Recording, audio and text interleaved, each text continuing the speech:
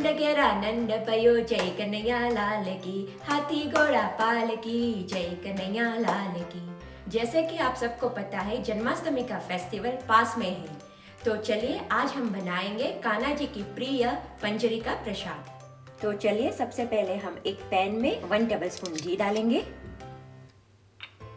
घी गर्म होने के बाद हम डालेंगे 1 टेबलस्पून कटी हुई बादाम, 1 टेबलस्पून कटा हुआ काजू, 1 टेबलस्पून कटा हुआ पिस्ता। सारी चीजों को हम हल्का सा गोल्डन ब्राउन कलर आने तक भून लेंगे।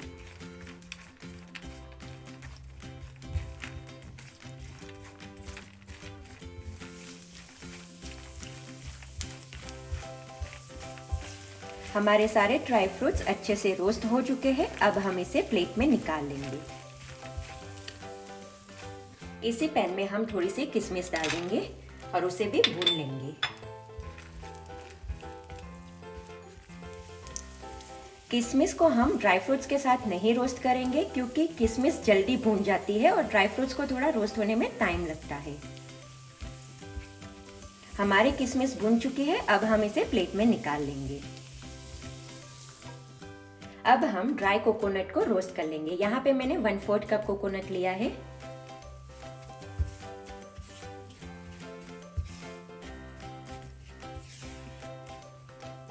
हमें ध्यान रखना है, हम सारी चीजों को कम आंच पे रोस्ट करेंगे।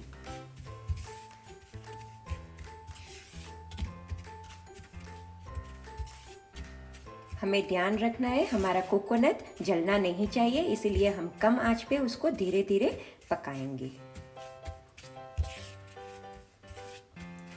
हमारा ड्राई कोकोनट रोस्ट हो चुका है। अब हम इसे भी प्लेट में निकाल लेंगे। धनिया पाउडर रोस्ट करने से पहले हम थोड़ा सा घी डालेंगे।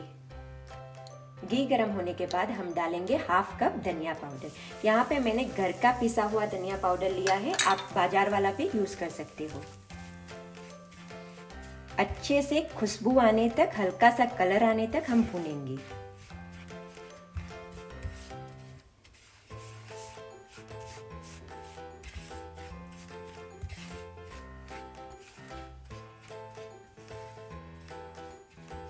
हमारा धनिया भी अच्छे से रोस्ट हो चुका है। अब हम इसे ट्रांसफर कर लेंगे।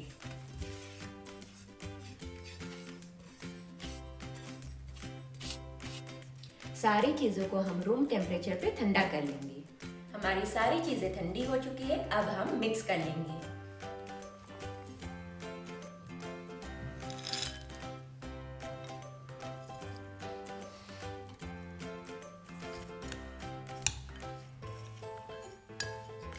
सारी चीज अच्छे से मिक्स हो जाने के बाद अब हम डालेंगे आधा कप पिसी हुई चीनी, 2 पिंच इलायची पाउडर। एक बार अच्छे से सारी चीजों को मिक्स कर लेंगे।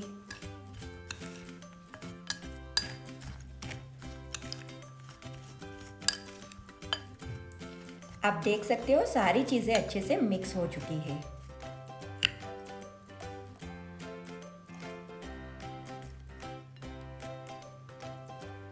हमारा पंजरी का प्रसाद बनके तैयार है।